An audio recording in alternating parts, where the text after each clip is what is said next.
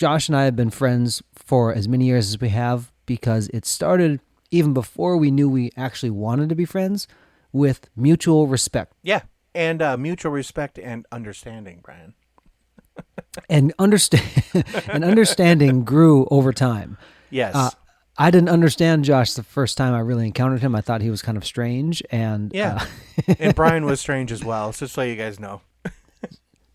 now that we've level set that and we mutually respect one another's strangeness, we're going to launch out onto the loop to discuss a very timely topic, but also a timeless principle called mutual respect. Today on Curiosity Continuum. And understanding. I understand and respect your your desire to put that into the title.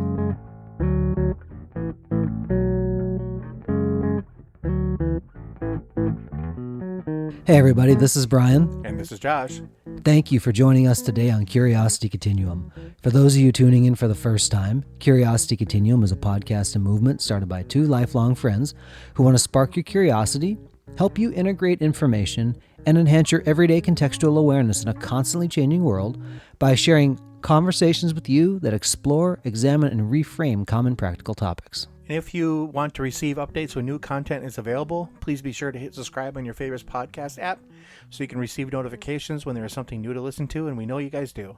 So we appreciate you, everyone that listens, for engaging with us and sharing your own curiosities with your friends and with us as we explore topics together.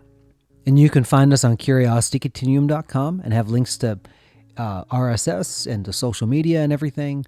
We don't post a whole lot on social media as far as like 27 images a day. When we do post, we want it to be meaningful. Right. And if you have ideas about things you'd like to see, maybe even shout it out on social media, please let us know. Yeah, and tag us, because then we can actually know you guys are talking about it. Exactly. So, mutual understanding and respect, or mutual respect and understanding. This is something that I think, especially in today's world, is something that falls through the cracks. Right. It's almost like you have to earn my respect enough to be able to have me listen to you, Right. or to even give somebody the benefit of the doubt. And this is very different to how it was even 20 years ago. Right. I had this, and I just want to start off with a small little story. I had a boss, it was actually many years ago now, about 10, 12 years ago. And he said something that really stuck with me. He said, "You may not like me, but gosh dang it, you're going to respect me." I looked at another coworker and I go, "You know what the problem with that statement was?" And he's like, "What, the boss is a jerk?" I said, "Well, yeah, but the main problem with that statement was he expected the respect." And I said, respect is earned, it's not bestowed. And I stuck with that my life. I really do believe that. And I don't know, I think Brian believes that as well. But it's not something that you just give out. Right. There's a cordialness and kind of affording somebody that token. And that's understanding, I think. You're trying to be a good person. You're just trying to hear someone out. But then I think the respect comes from actually seeing the person's action. That's fair. Because for me anyway. So Josh and I have nurtured our respect for one another over the course of our friendship. And we both very well know that if there's something that maybe rubbed us the wrong way, that we would always talk about it. We loved and cared for each other enough and respected each other as men in our dynamic to be able to say, "Hey, yo, that was not cool," or something. Right. And we would talk about it. We also know that that's something that has to be maintained in a relationship. You may have established it once, but you're going to continue to reinforce that, or you're going to chip away at it. Absolutely. It's not something static. It's something that grows, something that can diminish. When people assume, like Josh's old boss did, of a position that afforded you respect based on your actions or conduct toward one another, that really starts to get wonky quick. Yeah, and I think it was more the assumption that because he was in a quote-unquote higher position than us, that he just thought that we would love him, Yeah, that's a very different dynamic. it's not, for sure. You're not a monarch, it's not like, you're not unless you are, but but it wasn't that. You're not my king, you're my boss, I don't need to bend the knee and be like, "Hey, I got to kiss your ring every day." Let's Right. just get the job done, right? Mutual respect allows for differences, understanding of one another that even if we can't understand one another fully, Right. we don't have to try to justify my existence or my stance just by listening. No. There's a story that I think about that's an old story, and it's actually from the book of Job in the Bible, where when Job hits all this calamity, what his friends do is they come and they sit in ashes with him. And Right. they didn't say anything for a long time. And I'm telling you, that showed a lot of respect to Job. Even though they couldn't have understood all the stuff that happened, they just sat with their friend. And that takes a lot of concerted choice to go I'm just going to sit. I don't need to be understood. I may not understand, but I'm going to be here. And I think what Brian touched on at the beginning of that little bit of story was the listening part. And I think sometimes in the society we live in, and especially in the United States here, we live in a very granular society, very very hot button issue topic centered society, right? So we fail to listen a lot of times, and we always want to talk. And I think sometimes it takes a lot of courage and a lot of strength, really, to not talk. Just Yes. listen and just listen. I mean, a lot of people tell me on my life and journey and growing up, Josh, you listen really well. And I'm like, well, if I don't listen to you, how do I understand where you're coming from? Right. Even though I don't have your experiences in life, I can listen to it. And I would get a little bit closer to maybe understanding and maybe not. Because there's a lot of things in life that you can listen to, you can't really relate sometimes. You can try, but you can't. But we need to keep listening to one another so we can try to relate these differences. Because I really feel that as people in a society, our differences do make us stronger. And if we back up to each other, back to back, your differences will augment my strengths and your strengths augment my differences. You know what I mean? That's how it works. And with any relationship like that, you can see that dynamic at play when you're listening to one another. I definitely thought I understood women until I married my wife. I got put in my place really quick. And that's every man right now that has been married. The first year, you're like, I got this. And you get put down pretty quick. Yep. And then you realize I'm kind of a terrible person on certain things. I don't get this.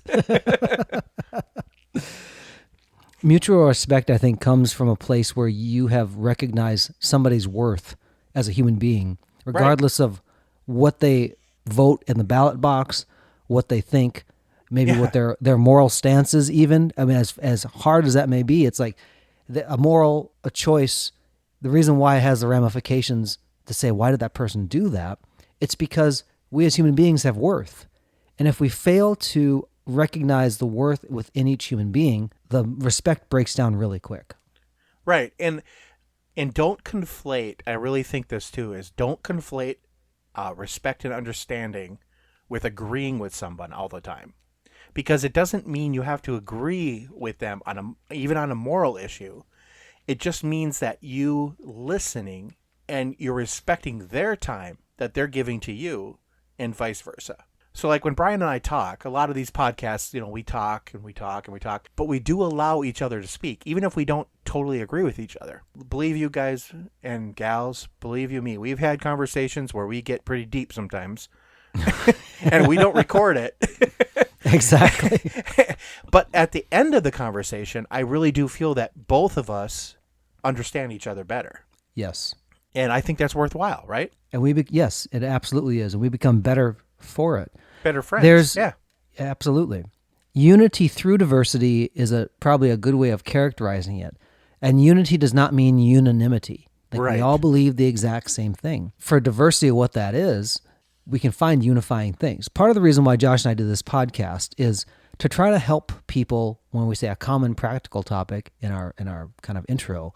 What we want people to do is actually find a topic that everybody can talk about, regardless of your life stage, thinking about the day at work or what type of job you have or your family situation, all those different kinds of things, because that helps us find the common ground to find a path for unity.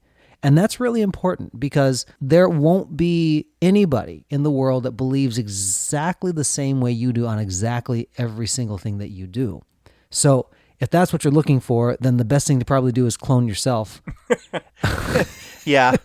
And you probably still will disagree with yourself. Oh, yeah. Because humans can be walking contradictions. Yeah, Brian had a couple of kids, so he understands what that's like. Disagreeing with yourself on a daily basis. Oh, my goodness. And I find myself agreeing, I shouldn't agree with that. But yep, I agree with that, Yeah. Takeaway here is looking for unity through diversity by recognizing recognizing each other's value and affording that. And even before that, giving people the opportunity in a right sort of way, earn that respect. Some people have made up their minds about people before they ever met them, right? Before they ever whatever. We see this in politics a lot in the United States, where you characterize somebody based on how they may have voted in the last election or the election before that, or a particular stance on an issue. People arrive at conclusions differently and for different reasons and by different priorities. And to listen to them, you really gain a lot of insight. And I'll tell you what, that's really eye-opening to understand when people are solving towards something else, whether or not you agree or not, because politics especially is divisive. You gain understanding and you'll appreciate that person more. Yeah, and I think it's more too about how Brian is saying, like, it's about listening to that other person, listening to that other perspective to gain, even if you're only gaining the respect of, yourself, really, for just listening to another point of view. It's difficult and it's hard sometimes to listen to other points of view. Like, I have had conversations with people where these conversations can get very visceral very quickly. You get very angry or very just emotional. It's hard. As human beings, it's super hard to put that away. But there's real value in it. If you can even just listen to another point of view, and before you shoot off on a tangent, as my mom would say, or look a gift horse in the mouth, something else my mom would say, actually listen to somebody. And I think you'll find that people are not black and white, gray and brown, or whatever. There's many shades of gray in between and many shades in between everything. And I'm not talking about people's skin tone. I'm talking about their views. But, like, there are many, shades of gray in between everything.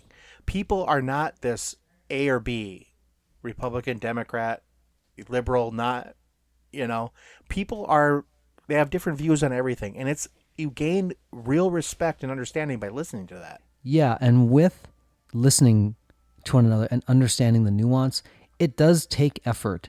Now, look, Josh and I both grew up in Minnesota.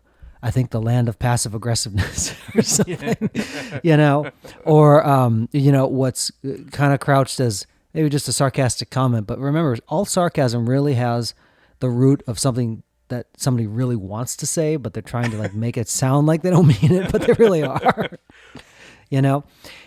Sometimes these type of issues can be dismissed because it's like, oh, it's not a big deal. And I said, well, it is a big deal. To that person, it's a big deal. And to allow somebody just to have the moment to share it, to say it, we actually gain more ground. And it is a tiring conversation to have maybe the same conversation again and again when we talk about social injustice, when we talk about, the rights of people, all those different types of deals. It is tiring because it takes a lot of effort. So I think the takeaway in putting the comma in the conversation is set aside energy in your life to be an active listener, to listen to something different than you, not for the place where you are understood, but that you can understand somebody else. And I also want to put in there a little tidbit for people is remember, nothing worth doing happens fast. And so by listening and taking the time, you will actually give meaning to what you're doing. Very fair.